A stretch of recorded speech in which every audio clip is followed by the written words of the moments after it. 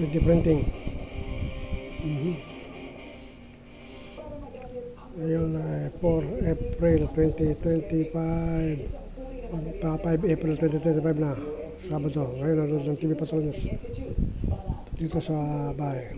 24 oras, 24 oras. 3D printing yun. 3D printing yun. Pagbuo ng prototypes. 3D printing yun. 3D printing.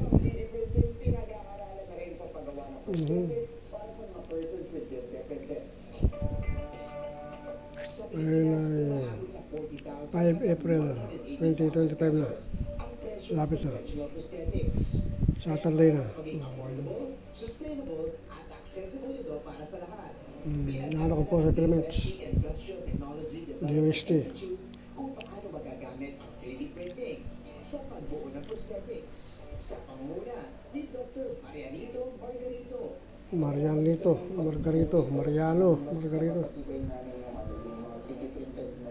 Prosthetics and in 3D printing technology, kaya natin gawin ito sa isang araw, 2 araw lang, presyo na hanggang 1/4 mga relators ng mga conventional na pamamaraan.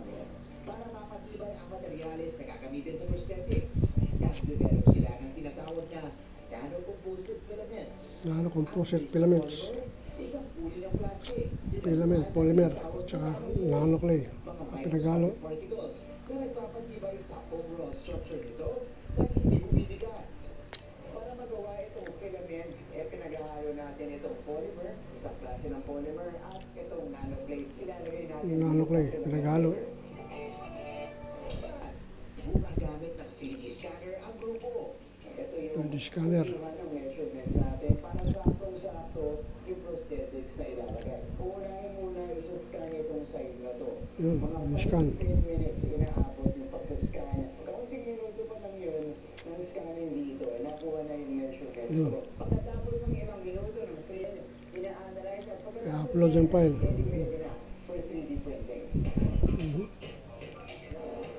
Ang kanilang innovation, kabilang sa mga ibinigay ng Pilipinas sa Consumer Electronics Show nitong Enero sa Las Vegas, Nevada. Pag-uwiling nakikipag-ugnayan ng grupo sa mga ahensya para mabuo ang tamang standard pagdating sa 3D printing ng prosthetics. Kaya i-avail ng mga mayan kahit sa samlupalop ng Pilipinas o ng mundo na may 3D printer. Dahil ilalagay mo lang ang kanyang file, digital file, and then mabubuo na yung ating prosthetics. Pero mga kapuso, patikin pa lang yan dahil panigurado. Manufacturing center.